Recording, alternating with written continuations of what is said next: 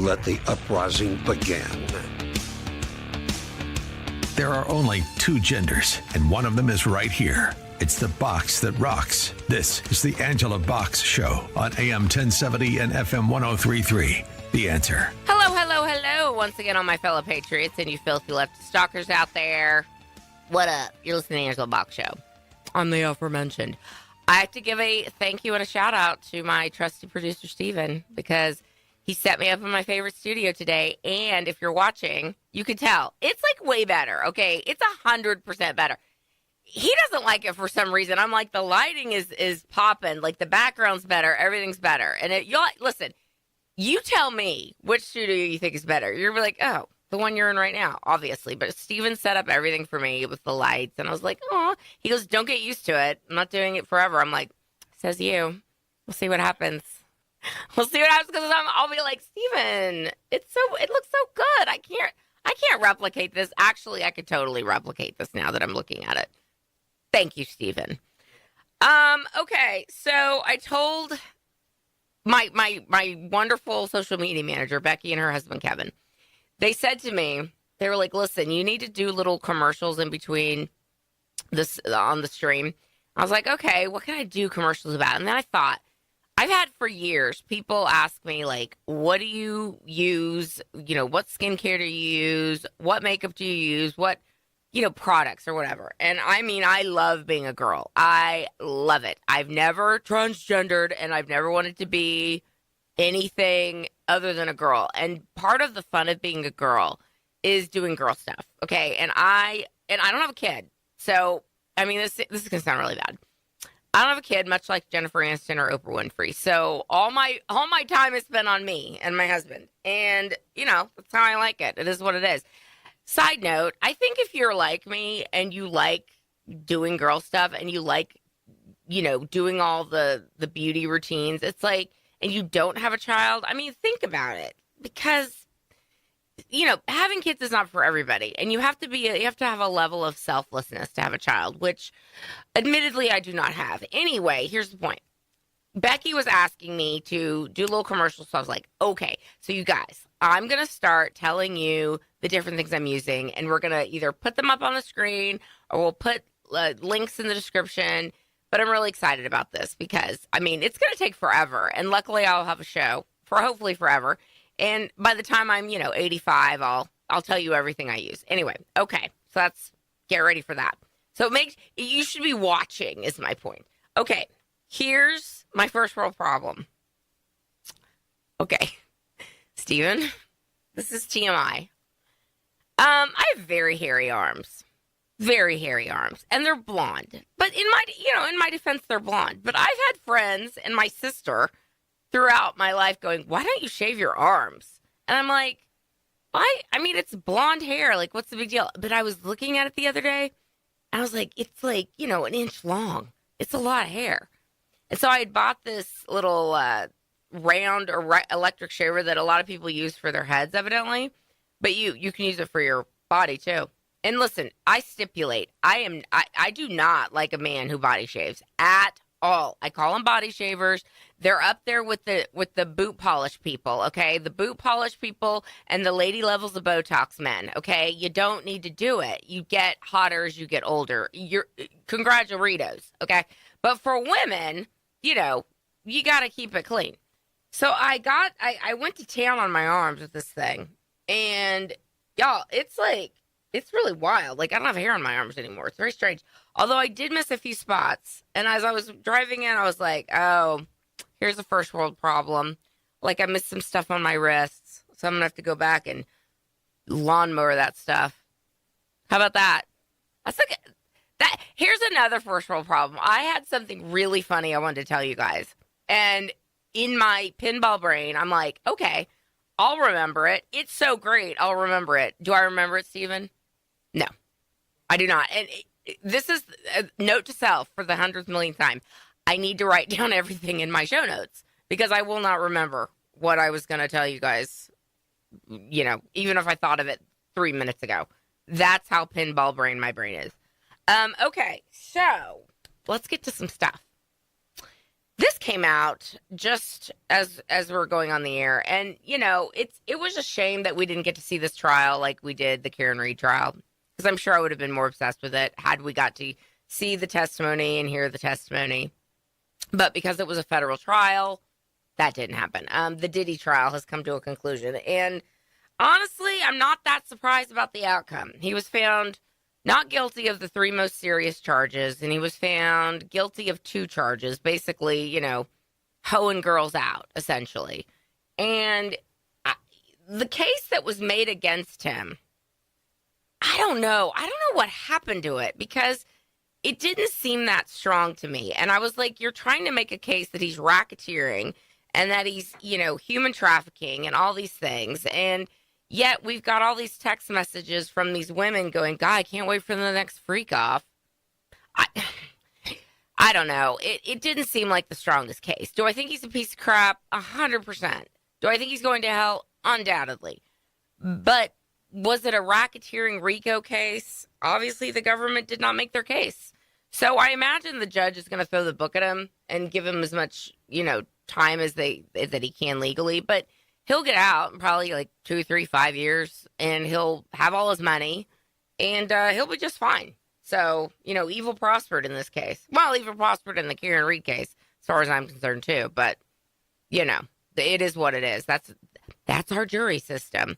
So there's that. And then this, latest Trump-Elon feud. I'm so over it, you guys. I'm so over this crap. Like, I want this to be like a big psyop. I 100% hope it is. I hope it's like this planned out little feud that they're going to have. And the latest feud is Trump, I guess, goes on a midnight rant a couple days ago. And he's like, I should deport Elon to South Africa. It's like, what are you doing? Like, come on, man. But evidently, Elon was getting a ton of subsidies for Tesla and SpaceX, and the big beautiful bill, which we're going to talk about, yanked the subsidies. And Elon's like, take them. I don't care. Take the subsidies. But what people are thinking, the rabbit hole community is thinking that perhaps this feud has been set up so the autists of Doge really start looking into SpaceX and Tesla, which had been subsidized, and were started to be subsidized under Obama.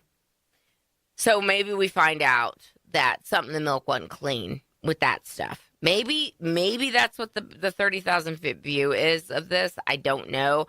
I just hate seeing my 2 favorite people fight. Like, it's like, again, it's a Kramer versus Kramer. Like, I don't want to have to choose whether I want to live with mommy or daddy. And they're fighting, and it's public, and it's gross. And I hope it's a psyop. That's all I'm going to say. But, Trump's got an ego. Elon's got an ego, and neither of these boys seem to want to back down. And Elon's like threatening that he's going to primary challenge anybody who votes for the big beautiful bill. And Trump's like, I'll see your challenge, and I'll raise you we're getting rid of Thomas Massey. So I don't know what's going to happen with all that. I hope it's some sort of a psyop, you guys, because I hate seeing them fight. All right, when we come back, I have a short interview with Trennis Evans, who is a January 6th defendant, and he's got some stuff he's going to talk about. I'm going to give you a fair warning, though. We got cut off. So when you watch the show on @AngelaBach Show, you'll be able to see a full video or a full interview with him. But you'll get a condensed interview with Trennis Evans coming up, and it's a good one. You'll see Angela Bach Show. We'll be back. Hi, here's a commercial for you. Okay. Fred, about 2 months ago, he says to me, I'm not even joking, you guys. And this is a skincare thing. He says, your skin is glowing. What is going on? And I'm like, oh my gosh, like, thank you. I've been using this Froya Organics balm, nighttime balm, daytime balm. You can get on Subscribe and Save. It lasts for like 2 months. And I think if you subscribe and save, it's like $32 per little jar. So it's like $60 every 2 months. And Fred liked it so much that he started using it too. And you guys, it's like this Norwegian, Nordic, Scandinavian skincare system. And they'll try and get you at first with getting the whole product line, the eye balm and the scrub, which is what I started out with. But honestly, what I just ended up using most, and I used through the other stuff, but I repurchased the daytime balm and the nighttime balm. You guys, I put my regular skincare on, and that's a whole other commercial. Okay. I put my regular skincare on, my serums, my under eye cream, Dermatology, the retinol one. And then I'll put the balm on, and then I'll put a Medicube cream, either nighttime or daytime. It's fantastic. And then my sunscreen and my makeup. It is gorgeous. And it gives you this glow. Like, I'm telling y'all. So Froya, F-Roya Organics. Call me Froya, okay? I will be your greatest ambassador, because if your husband says to you out of the blue, your skin is glowing, keep doing those things that you're doing. So I highly recommend Froya Organics. Check them out too. Welcome back to the Angela Box Show. I have a friend of mine on the phone, and I've known Trennis Evans for a little bit. And Trennis Evans is the real deal, you guys. He was a January 6th prisoner, and now he's made it his mission to expose the swamp at every turn. And I wanted to have him on because there's 3 big things that he's following right now that y'all need to be aware of. Hey, Trennis. Hey, Angela. It's good to be here. How are you today? We are super over here. Okay, so what's the first thing? You said there's a January 6th defendant that is still languishing in jail. Who is this person? Yeah, there's actually a couple. The one we're working on, the primary one, there's Edward Kelly is one, but Dan Wilson is different than any of the other ones. The government has gone back and argued with the district judge in D.C. and said that the pardon does, in fact, apply. Ed Martin did this while he was acting U.S. attorney, and the judge has defiantly issued an order, and Dan Wilson is still in prison. He's been there for months. We've been trying to get him out, and these judges are defiantly holding their position that the pardon doesn't apply to Dan Wilson and several others. I mean, they didn't want to apply it to anyone, remember. So I think that, if I give you a succinct version of this, essentially, he's another example of brazenly orchestrated misconduct by Judge Dabney Friedrich. This is another. And Dabney Friedrich is appointed by who? Yeah, she was actually a Trump appointee under the first term, but she's nothing more than another radical activist. She's hidden under the robe, and she willfully and wantonly defied a presidential pardon. The disgusting misreading of the law by Friedrich is nothing more than another affront to justice, and it is disgusting. So American Rights Alliance is handling these cases. It's not the only one, though. We have a number of cases. We're a 501c3 legal advocacy. You're going to love this. We're funded by Donald Trump Jr. He gave us our startup funding. That's fantastic. And said, I want people that are real fighters. I want people that are really going to go do something, not just people that are going to talk about things and go on shows. I want people to get involved. So Dan Wilson, we represent Dan Wilson through George Pallas is our attorney on that, handling that for American Rights Alliance. George is a fantastic guy. He's been countless J6 cases we work together on, and I'm thrilled to be a part of that, working with George. The American Rights Alliance. I'm the current chief operating officer there, and we're doing quite a bit. Another case that everyone seems to know is Tina Peters, the Gold Star mom. Yeah, I've talked about her a lot. I can't. Why? Let me just stop. Why hasn't Trump pardoned her already? Like, what is going on with this? Great. I'm glad you're asking. Let's answer that. So her charges and conviction are relative to the state of Colorado. They did not charge her or convict her in a federal court. So you can't pardon. The presidential authority doesn't extend to state court issues. So that would be the governor of Colorado should have long since pardoned this. But I think, as do many others, it appears that the governor may be a part of the conspiracy of the 2020 elections and beyond. Jared Polis, the radical governor of Colorado. Yeah.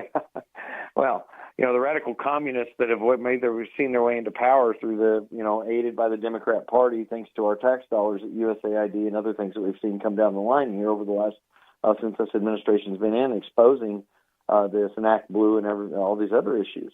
Interestingly enough, James O'Keefe and Act Blue, we represent James O'Keefe. We're general counsel for James O'Keefe. We're representing him on this crazy lawsuit defending the First Amendment issues of the journalist there in the D.C. case by this Booz Allen contractor, Jamie Menina. And that case is representing another leftist attorney that shows up all the time. Mark Zaid's carrying that case. Oh, yeah. With what we believe would be another place where any of our attorneys, if they were to file such a ludicrous case, would be sanctioned, if not, up for review for their license. And but moving from Tina Peters, I want to. Well, let me just stop real quick. Not everyone understands what Tina Peters has done and what kind of a whistleblower she truly was. In the 2020 election, she was county clerk of Mesa County, Colorado, which has been a red county since the beginning of time. Well, weirdly enough, it flipped blue. So she was like, this is weird. And so she was a little alarmed by the fact that the Secretary of State and the Voldemort machine representative, I don't say the name because I don't want to get sued for $1 billion, but the Voldemort machine representative and the Secretary of State of Colorado told her, we're going to come in and wipe the servers. And she was like, excuse me, that's illegal. You can't do that. Yeah, I believe Jenna for 18 Griswold, months. Your Secretary of State. Yeah. So she went in, she made a copy of the server. She sent it to the sheriff of Mesa County, correct? Yeah, so actually, listen, her concerns were relative to the issues with what's called trusted build, and she raised these concerns prior to this event with Jenna Griswold. She went to her superior, Secretary of State, and said, Jenna, this is a problem. This trusted build is already saying it's going to delete the QR code, which is what attaches a vote to a ballot, right? And I have a concern with this. It's going to delete the data that represents the interest of the voter. And we shouldn't do this. This is inconsistent with the preservation of the ballots. And Jenna Griswold took a different position. Tina believed that her duties in good faith required her to preserve all election data, as the law says, and then carried out a mission on her own, essentially, to preserve that data, with the state, her superiors, being unwilling to carry out that directive. Let me stop you. Was Griswold working with Dominion or Smartmatic? Wow, you're asking me a question here. So listen, I can tell you that the Attorney General's office and the Department of Justice are taking a very hard look at that case. I spent time in D.C. recently. I believe that there's good men and women that are going to get to the bottom of this. But here's a simple question, much simpler than all the drill down part of this case that is hard to get out in a few minutes' time. The much simpler side of this is this. If the FBI and the federal government, the DOJ, issued a warrant, the FBI conducted a raid on Ms. Peters' home, suggesting that she was in violation of federal election law, why did they never charge her if she violated the law? And what they've charged her with is the state of Colorado said that she lied about how she was doing something. Well, in good faith, if she believes that there's criminal activity, or not even criminal activity, just a subversion of the duties, right? A undermining of the duty of the responsibility of her office, she took that oath. It's her duty's responsibility to carry that out. And she does not to follow an unlawful or bad order, which is what she received from Jenna Griswold. And she stood on those merits courageously. Thank God that she did. And now she's been almost in prison almost a year. We're coming around on a year in prison. We do have oral arguments. Since we came on, American Rights Alliance, people can check us out, AmericanRightsAlliance.org. We came on, we brought lead counsel to the situation with Peter Tickton as new lead counsel through American Rights Alliance. It's funded by us. We need help with that, by the way. We certainly need emergency help with funding. But the simple... Oh, I lost him. Trennis? Crap. Trennis, are you there? Trennis? Are you there, Trennis? Can you hear him?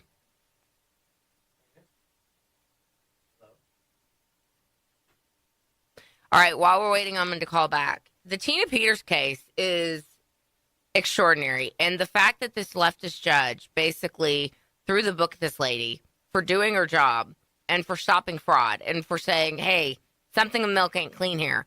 And we need to make sure that we're preserving those election QR codes connected to the votes and the ballots. It's extraordinary that this woman's sitting in jail. And I'm glad that that Trennis explained that the reason she is because it was a state case. And they didn't charge. Again, if they had charged her with a federal case, then Trump could come in and pardon her and would have done so. But I think there's a reason they didn't charge with the federal case, because they knew at some point there would be a Republican back.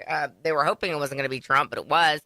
But evidently, Tina's got some health issues, and they're just letting her languish, just like they do the January 6th defendants. And I was going to say to Trennis before we lost him, it's like, it's too bad your defendants aren't, illegal aliens, because they'd let them out. They let them out post haste and let them run the streets and run wild. But the thing that's important to remember is that there are good people still fighting these horrible, dastardly human beings and fighting them with the best of their ability. And I love that Donald Trump Jr. has gotten involved with this. Trennis was a January 6th defendant. He was a prisoner. And I don't know exactly what he did or didn't do the day of January 6th. I don't know if he walked in or what happened, but he was in prison, and he was, finally released from prison. He did a year or something in jail, maybe longer. But ever since then, he has been dedicated to getting rid of the swamp. It doesn't look like we're going to get him back, but never fear. I'm going to have a podcast with him, a video podcast with him on my other my platforms at Angela Bach Show, and we'll be able to get whatever else he wants to get out that way. You're listening to Angela Bach Show. We'll be right back. Okay, you guys. As I said in the first segment, people ask me all the time, what products do you use? What makeup do you use? Skincare. I'm like, I don't even know how long you got, okay? Because that's a lot to impart, because I do a lot of things. I love being a girl. I love doing all the girly things. Okay. Well, for, 6 months or so, I was bombarded on my YouTube before I finally decided to pay for not having commercials, which is worth it, by the way, as anyone who listens to YouTube knows. But Jones Road is doing, Jones Road. I was like, all right, let me try this. So Jones Road was started by Bobby Brown. Bobby Brown is a very famous makeup artist. She started the eponymous Bobby Brown. Well, years ago, she sold a ton to L'Oreal for an insane amount of money. So good for her. And she's like, peace out, I'm done.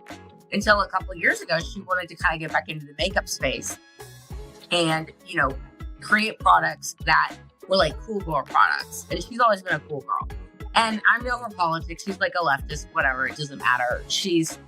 I will say this about Bobby Brown. She doesn't run her mouth. And she's, probably of the Michael Jordan category. Republicans buy tennis shoes too. Okay. So anyway, Bobby Brown created, and I'm not kidding you, the best foundation I have ever used. It is so good, you guys, that my husband, whenever I'm wearing it, is like, you're wearing Jones Road. I'm like, yeah. And I'm wearing it today. It's called What the Foundation. And it's, especially if you have dry skin, I mean, it feels, I can't even describe it. It's like a skincare treat for your skin. You don't need much.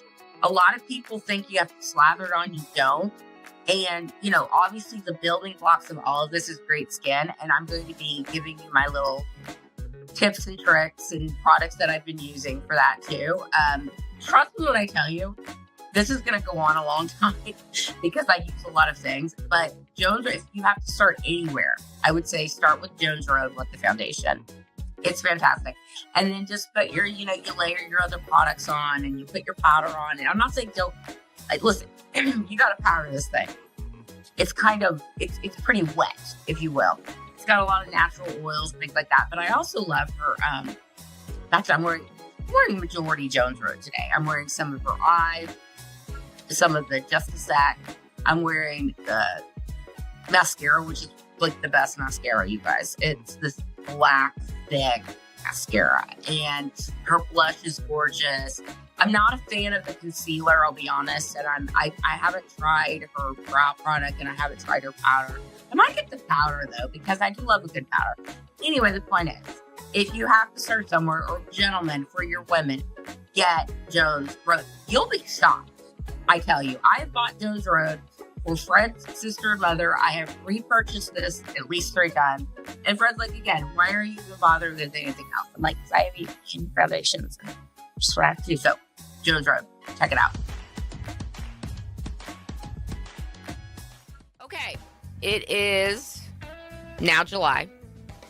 The most sacred month of the year has passed us by. And Wesley Hunt this week was like, you know what we should do? We should do a bill. Do a bill to make July American Pride Month. I like it. I'm into it. Like, do it. You know, bookmark the most sacred month of the year with a month of the year that people can actually get behind. American Pride Month. I'm into it. Okay, so we're all waiting with bated breath on the passage of the big, beautiful bill. Now, is it perfect? No, it is not. However, if this thing is not passed, we're going to have a tax increase of 68%, all right? And so many of Trump's election promises or his campaign promises are contained within the bill, which hence the name Big Beautiful Bill. Honestly, though, every time I hear Big Beautiful Bill, I think BBW, Big Black Woman. I do. Or Big Black Booty. Sorry. That's just what I think of. I don't think Better Business Bureau. I think big beautiful woman. Big black woman, whatever. Anyway, here's the point. We've got the no tax on tips. We've got no tax on overtime. We've got, hiring a bunch of ICE agents so we can get to the 1 million people that Trump wants to round up every year, which is, that's a lot of people. But Joe Biden allowed in, 12 to 20 million, depending on your numbers, depending on your counting skills. It's, it's the same kind of counting skills. They say 12 million. It's like, but they still say there's only 15 million illegals in the country. I'm like, more like probably 50. But anyway, who's counting? So he wants to increase deportations to 1 million a year. We want to build the wall. Finally build the wall. We're going to tax remittances, out the wazoo. So have fun trying to send all your money back to Mexico or wherever. I mean, it's great. Overall, it's very good. Again, is it perfect? No. And we've got some holdouts like Thomas Massie and Rand Paul who are like, those Second Amendment provisions were, stripped out. It's like, well, we have the Constitution, all right? We have the Second Amendment, and thank God Trump is who he is, and he's not going to infringe on your constitutional rights. There was one issue a couple days ago that should have passed if it was a simple majority, but because of this parliamentarian that they've got, this Democrat parliamentarian, who she's like, no, these 4 provisions, no, I'm going to pull it out of the bill. It's like, again, the president parliamentarian is going to, anyway, the part of the bill that she said, hey, it's got to have a 60 vote threshold. It's the rules, whatever, was the part where it was going to strip Medicaid from illegal aliens, which, again, something that Trump got elected on. But I imagine that after this passes, he's just going to write an executive order and it'll be like, I dare you to take me to court. Like, do it. Do it. So it's going to pass, and we're going to get our tax cut. And Fred, I'm telling you, my husband, who's in the markets, and when this whole tariff thing happened, I'm telling you right now, if you have anything in the markets, you know this. Your portfolio took a big dive. There was $11 trillion that came out of the economy because of what Trump announced with the tariffs. And it turns out, he was 100% correct with the tariffs. In fact, economists are now saying, I think he outsmarted all of us, you guys. Like, I think he literally outsmarted all of us. And so the tariff stuff is, now baked in, and the market's roaring back. And Trump is just, Fred is just waiting. My husband's just waiting for this thing to pass because he's like, it is going to go bonkers once this thing passes. Once the tax cuts are made permanent, and once we get all these provisions in the bill, it's just going to, the economy's just going to go gangbusters. There's a bunch of energy provisions in the bill. It's a good bill overall. So I wish that Thomas Massie would stop being such a silo of perfection. And frankly, Rand Paul too. Rand Paul's issue is that it raises the debt ceiling, which I get. Again, I get it. But if 80%, it's like, again, a silo of perfection. You're not going to get 100% of what you want. But what if you get 90% of what you want or 80% of what you want? Isn't that a good start? I say it is. And once the economy is stimulated because of the tax cuts and because of all the other things that are going to be happening, that's going to knock the national debt down over time. Anyway, I mean, we've kicked the can for so long. It's like, what's another 7 trillion? I hate to say that, but it kind of is true. Okay. Last week, and I want to talk about this just briefly because it's kind of old news now, but I wanted to discuss last week's Trump's, it wasn't a terrible, no good, very bad week. It was an amazing, fantastic, can we have more of these weeks? Trump had last week his best political week of his life, you guys. We started off the week, leftists losing their mind over Trump getting us into World War III. Does anyone remember that? That was like 10 days ago, you guys. 10 days ago, when it was the skyscreamers was like, we're losing it, okay? And the skyscreamers love losing it. Like they would like nothing better than for World War III to be going on right now. Let's keep it 100 here, because if World War III was going on, that'd be bad for Trump. Well, Trump doesn't play, and the Iranian mullahs, after we hit them, after about 20 hours, were like, can we please get like a deal with you, please, and Israel? And Trump's like, yeah, sure, we can talk. And it was over in 12 days. The Iranian-Israel war was over in 12 days, thanks to Donald Trump. And next up is going to be Ukraine. Ukraine and Russia are next up. And right now in the Middle East, it's something extraordinary is going on, because he basically has made it. I said this on Isaiah's show. I said what he's doing is, and this is on everything that his policies are. They are revolutionary in their simplicity, because they are so simple. It's like people don't want to pay higher taxes. People want a wall built. People don't want illegal aliens here.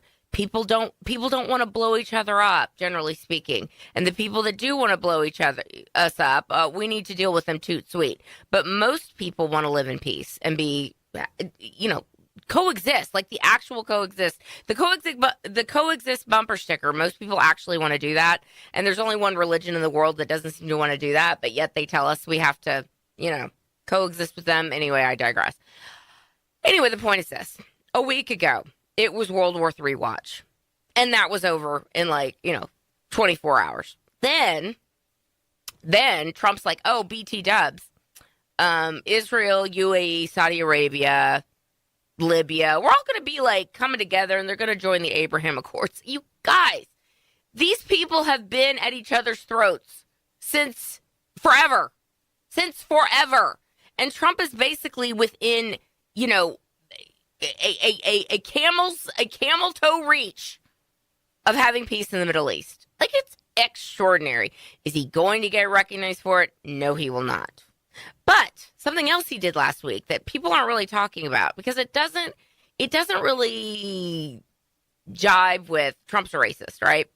Trump's a racist. You notice how people aren't really saying that much anymore. Steven, are you noticing? People have piped down on that. You haven't heard that in a while, have you? The situation with Rwanda and the Congo, both asshole countries. Okay, let's keep it 100. Well, they are countries in Africa, and Africans have black people in them. And Trump basically brokered a peace deal with can you find out how long they've been fighting? I think he said it was 30 years or something crazy.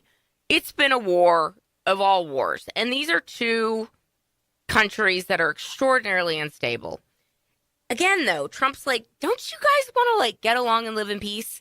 Don't you just want to have jobs and not blow each other up and not have these tribal wars that have been going on in Africa since forever? Why can't we have a peace deal? And that's what happened, you guys. That's the extraordinary power of Trump. And I believe it was the Rwandan foreign minister. I believe I can see his face. I don't know his name, but it was on Breitbart. The Rwandan foreign minister said Donald Trump deserves the Nobel Peace Prize for what he just did in Rwanda and the Congo, which was on nobody's radar, you guys. So imagine if he's doing that kind of thing behind the scenes of two countries that have been at each other's throat for these many years. What's he going to be doing with Ukraine and Russia? That's going to be over soon, because the United States is not going to fund the Ukraine piggy bank anymore. That's over. So I imagine that even though Trump is staying neutral with the situation with Russia and Ukraine, and he's neutral. He's like, both of you kind of suck, okay? And both of you did some things, and you need to cut it out. Just like he said last week Iran and Israel don't know what the F they're doing. And I love that he just dropped an F-bomb. He's like, Dad's over here going, what are you two crazy kids doing? Like, stop it. So I imagine that all of these things are going to come to an end because of Donald Trump. And that makes the swamp extremely nervous, you guys. There's one thing I know about the swamp is that they need forever wars. And one of Trump's things is we're not going to have forever wars. We're going to have peace. And people just want to get along. Did you find out how long they've been at each other's throats? That's like until 96. Oh, so yeah, like 20 years or something. I can't do math. Math is hard. Wait, that's like 30 years, isn't it? Yeah. Yeah, that's like 30 years. 30 years, you guys, that Rwanda and Congo have been at each other's throats. And again, they're not talking about it because it flies in the face of Trump's a racist. And I just, every day that goes by, more and more is being revealed. And, you know, God is at work more and more and more. And I just absolutely love it. Okay, we've got a few minutes in this segment. There was something that broke as I'm taping this morning, and I imagine this is going to be kind of a big deal. Okay, the CIA, John Ratcliffe, released a scathing review of the U.S. intelligence community's assessment of Russian influence in the 2016 election. Now, these are the people, John Brennan, James Clapper, who were like, oh, Trump's a Russian agent. Why, look at the Steele dossier. This is very serious. Trump peed on the bed, peed on hookers in the bed that Obama stayed in a hotel in Russia. Like the dumbest stuff that every single leftist ran with because the idiots at BuzzFeed took the little story after James Comey goes into Trump's office, that President-elect Trump, and he's like, listen, because remember the Steele. Okay, let me just give you the briefest of reviews of what the Steele dossier was. The Steele dossier was written by Christopher Steele and other intelligence assets. Christopher Steele was MI5 and other intelligence assets like I can't think of the guy's name, the Australian guy, Halper. And so all these people got together and they were like, let's create this dossier that basically said that Trump is bought and paid for by Russia. And some of the ridiculous claims they made were that he goes to a hotel in Moscow where Obama stayed and he peed on some hookers. Like the dumbest crap. Like none of it was verified at all. Well, the intelligence communities and the James Comey and the John Brenner and the James Clappers of the world were trying to get this into the bloodstream of the media. And the media was like, we can't. Like, this is not verified. This is real dumb, okay? It's easily unverified, okay? So they were having a hard time getting it through the media. So what James Comey did is he goes to President-elect Trump's office. I believe it was like January 3rd of 2021. So it was before he was inaugurated. He goes to him. And, you know, keep in mind, James Comey was the guy that brought the Hillary Clinton emails to the fore, and then he was like, psych, never mind, we're not going to prosecute her. No reasonable prosecutor would look into a woman bleach-spitting 35,000 emails and, you know, taking hammers to Blackberries with classified documents that were coming in and out of her unclassified server in her house. Like, oh, no, nobody would want to do that. Of course not. Anyway, Trump's like, I can't get a read on this guy. Like, this guy sucks, for sure. However, he did kind of bring this up, and then he brought it up again. He had no choice to bring it up in October because Anthony Weiner's laptop was now in the public domain. And in Anthony Weiner's laptop, you guys, there were some things that evidently made seasoned New York City police officers and detectives throw up. And 5 out of 9 of them that looked at this Weiner laptop that had a file allegedly called insurance policy, that 5 out of 9 of these guys are now dead. That's weird. And they, quote, committed suicide. That sounds like Clinton body count stuff to me. But anyway, I digress. So the point is that Trump was like, I can't get a read on this guy. Comey comes into his office and he's like, listen, Mr. President-elect, these are the kinds of things that you need to worry about that are coming out. Like, and he goes, the Steele dossier, for example. And Trump looks at this thing and he's like, this is insane.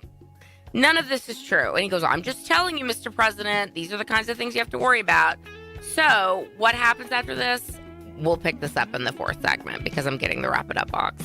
But this is important to what's come out today. You're listening to the Angela Box Show. Be right back. All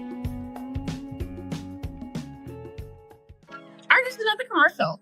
Ladies, gentlemen, I'm wearing some very beautiful jewelry. And the jewelry is by a maker called Melinda Maria. And Melinda Maria, I did not know anything about her. Evidently, she's famous. And I feel stupid because I was like, I'm now obsessed with this lady's jewelry. So this lady at our church, very sweet lady named Shirley, one day she was in the line of the bathroom with me. She had this really beautiful necklace on. And this lady's fancy. So I was like, is that a real diamond? I'm like, she's like, oh no, it's costume jewelry. But it looks, when I tell you I thought it was a real diamond that worth, tens of thousands of dollars, like that's what I thought it was.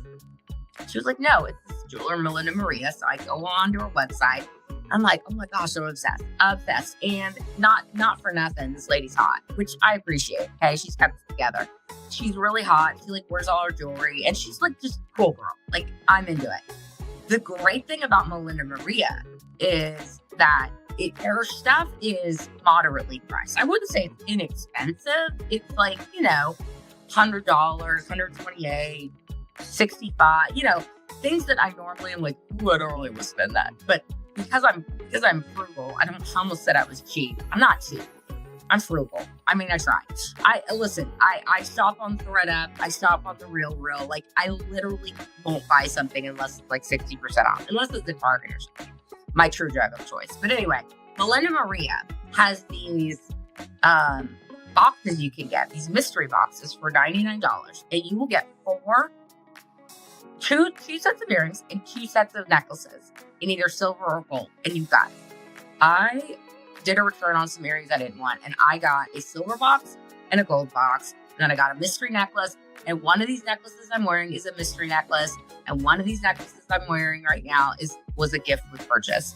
It is beautiful stuff. So check out Melinda Maria. And Melinda Maria, if you should call me. It's no sponsorship.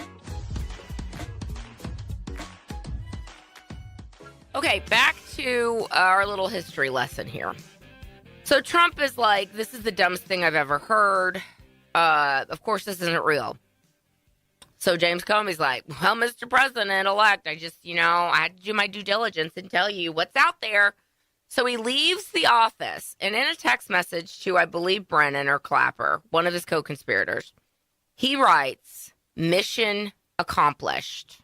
Now, once he had briefed President Trump, the media could run with it. And the bottom feeders at BuzzFeed, the people who are talk about how racist everything is and triggered by every little thing. BuzzFeed News is literally the bottom feeder of bottom feeders. But BuzzFeed News was stupid enough, and they wanted the clicks enough that they were the first outlet to run with it. After every single media outlet was like, this is stupid, we're not running with this. We're like, well, now that James Comey has told President Trump we can do it.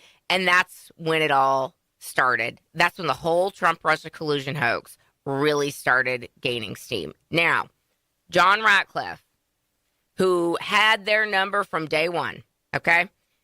CIA Director Ratcliffe has released, this is from Just the News, John Solomon's organization, has released a scathing review of the U.S. intelligence community's assessment of Russian influence in the 2016 election, criticizing then CIA Director John Brennan, that Disney villain, for joining the FBI in pushing to include British ex-spies Christopher Steele's baseless anti-Trump dossier. So remember, they used that dossier in order to get FISA warrants against Carter Page, against George Papadopoulos, and many other people. They used this baseless, false report, which they knew was fake. They knew it was fake. And supposedly John McCain might have had something to do with it too, handing off the dossier to someone in England. I don't know. Someone in England handing off the dossier to him. I don't know. There's a lot of moving parts to this. We may never get to the bottom of it all, but the Russia collusion hoax, Greg Jarrett wrote a great book about it.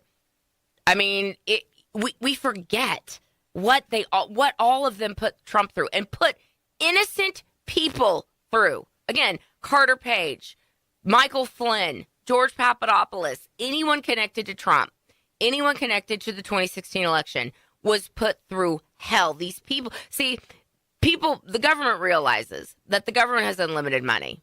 And, because Trump is like, I mean, I guess I got to do a special counsel here. And because the Attorney General, Bill Barr, wouldn't step in and do the right thing, some special counsel was, what was his name? I can see his face. What is wrong with me? What's the special counsel? Robert Mueller. They appointed Robert Mueller, another former FBI director, dirtbag, who was a deep stater as they come. They dragged this thing out for 2.5 years through the midterms to hurt Trump. And then because, there were only a few outlets like Hannity and a few others reporting that this was absolute garbage and they were destroying innocent people's lives, which seems to be a theme with leftists. Like they don't care. No bones about it. They destroyed innocent people's lives. People had to go into bankruptcy to hire attorneys to defend against nothing because it's really hard to prove a negative. Okay. If someone says, "Oh, you're in this dossier and you're a spy," and it's like, no. Anyway, point is this: Robert Mueller comes out 2 years later and is like, Trump didn't collude with Russia, and the left, the cacophony, because they have been lied to and they have been willing dupes of this whole thing. They were like, "What are you saying? Trump must have gotten to you." It's like, no, there's no evidence because you can't prove a negative. It's hard to prove a negative. But at the end of the day, they had no choice but to say, well, I know it's like $22 million of taxpayer dollars on this ridiculous witch hunt, but sorry, no can do. Anyway, the review also pointed the finger at Brennan as well as the leadership of the FBI at the time.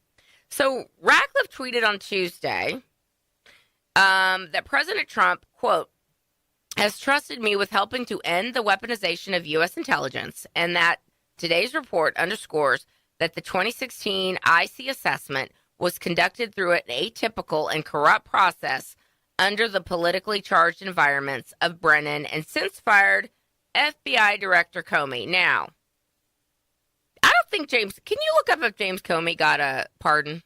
I don't think he did. I don't think John Brennan got a pardon. I don't think James Clapper got a pardon with the auto pens. So I think this is going to be very, very interesting. And if you understand, nope. I guess that would be a bridge too far. That would have been, Fauci was bad enough. Biden gave him the pardon with the auto pen. And they were like, no, we can't. We literally can't do that. It would be too obvious if we gave James Comey a pardon. But, boy, I bet he wishes he had one now. Anyway, the point is this. Everything's going to come out. God will not be mocked forever. And these people are going to have to pay for what they did. Now, do I think all of them will get their earthly justice? No.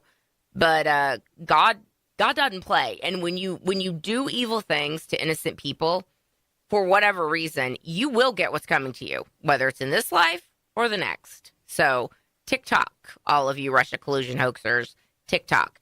Okay, let's talk about some other stuff. Let's see, what do I want to talk about? Okay, here's something.